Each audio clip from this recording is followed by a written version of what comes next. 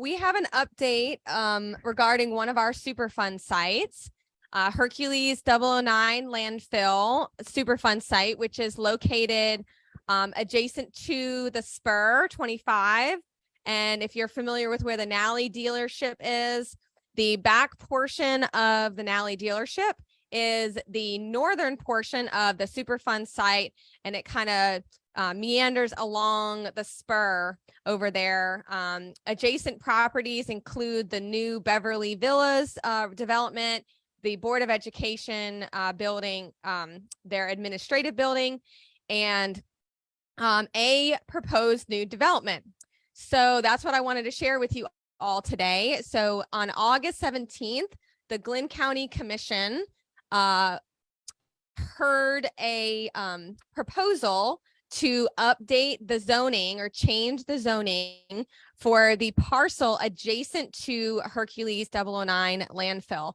That is 240 Merchants Way. So if you are driving behind the Walmart, there's that little road that cuts behind the Walmart in that area, and you'll drive by a densely treed area, forested area.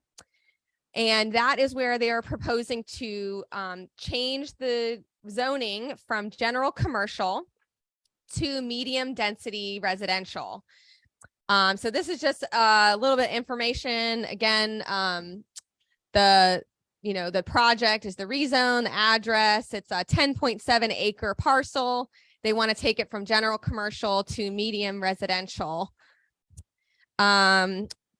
There was a motion that was made during the meeting that was approved to rezone the property from general commercial to medium density residential with the following conditions. So basically they approved the rezoning, but before any development is allowed, or it says specifically before building permits will be issued on site, clarification will be received from the EPA on whether the Superfund site has been capped and if there is any leakage on the current property of the Superfund site.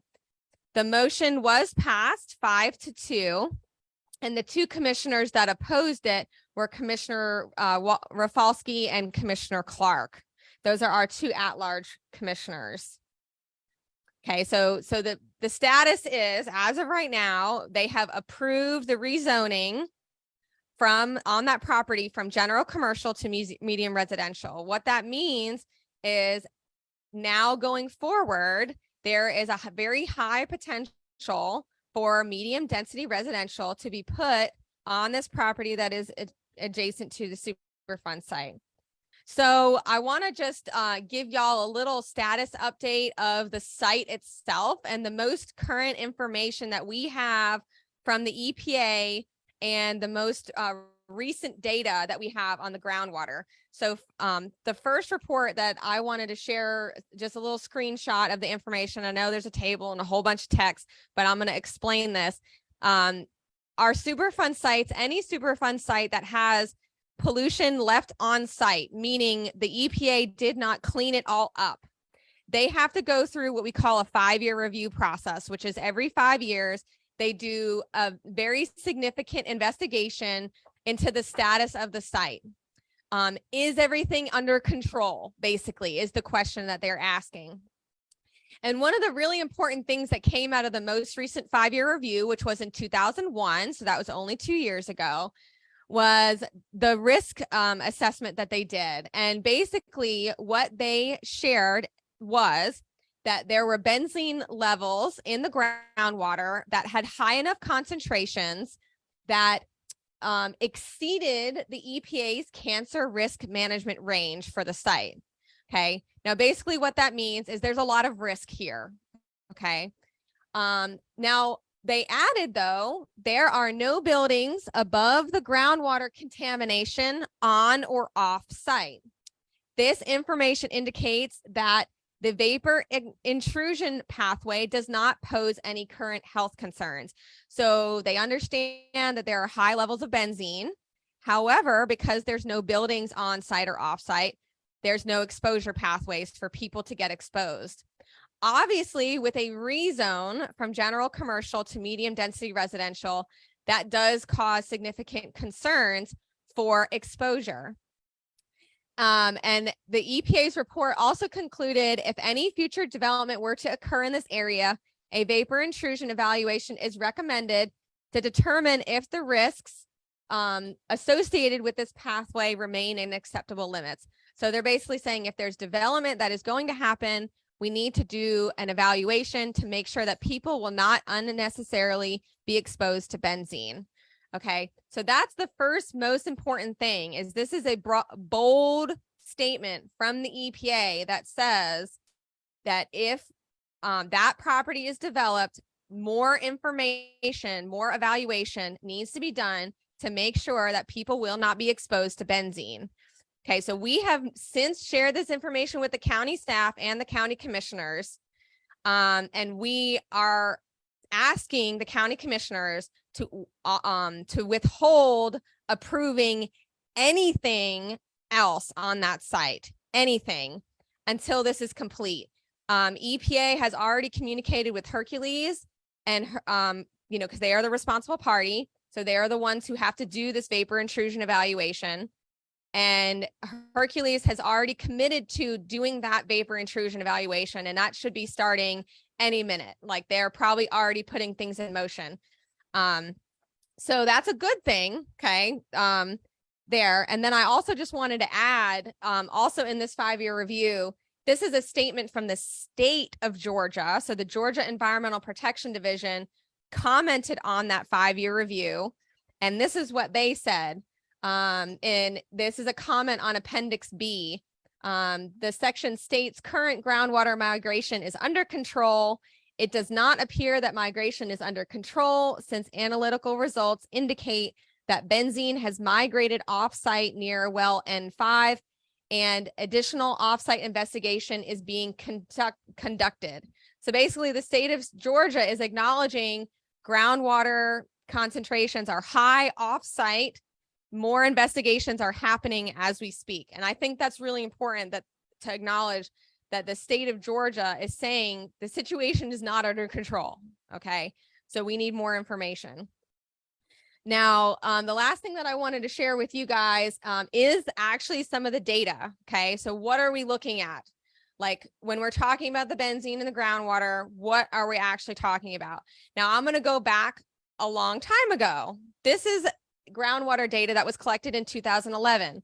Now, some people might say, well, this data isn't accurate anymore, but it tells a story about the groundwater underneath the adjacent property that is potentially going to be residential properties, right? So again, this is data from 2011. All of these yellow highlighted spots are areas where water was tested and the benzene concentrations were over the EPA limit. The EPA's cleanup level for benzene is 5 micrograms per liter. The levels that we have here range from 24, which is about 5 times the EPA level, to 240, which I can't do that kind of quick math in my head, but that's 50 times, 40 times. There we go. So very high. Okay. So this is going back as far as 2011. Now this is more recent data. Okay. This is from 2020. So just a few years ago. And the green, and I know this is really thin and small, and we're at the whim of the graphs that are given to us by the EPA. So I didn't make this. I'd probably make it a fatter line if I did. But this green line here on the property, so the areas that are outlined in red, that is the Superfund site. The area outlined in pink is the Merchants Way property that was just rezoned.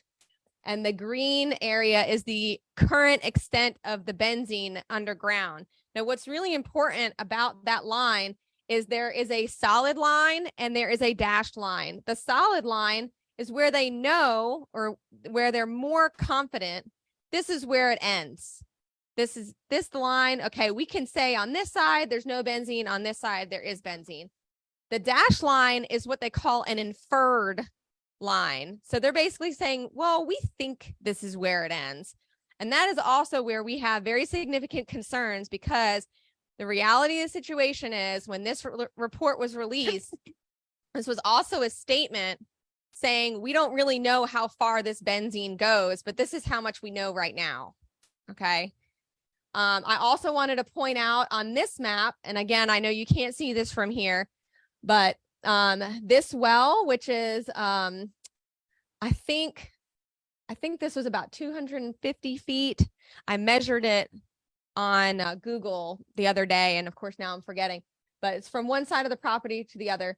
This is the farthest well. You know, if you look at all these little dots from the high concentrations over here, this is the farthest well from the property line, right? This had a benzene concentration of 110 micrograms per liter. Okay. Now,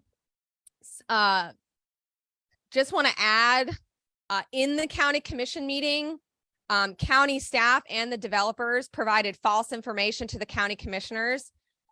We believe that if the information had been presented to them correctly, that they would have not made the decision to make the rezone.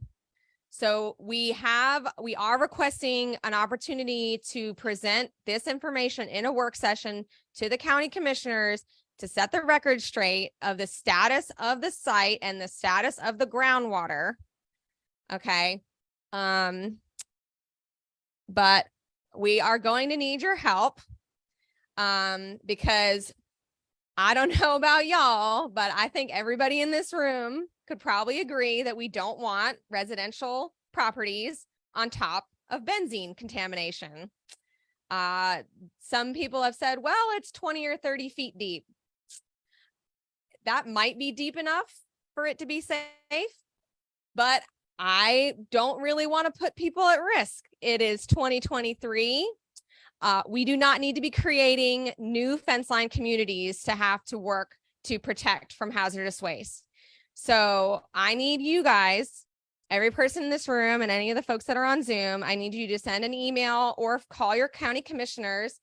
The email that's on the screen is an email that will automatically get sent to all the commissioners. If you want to email your commissioner individually, you just have to go on the county website and email them.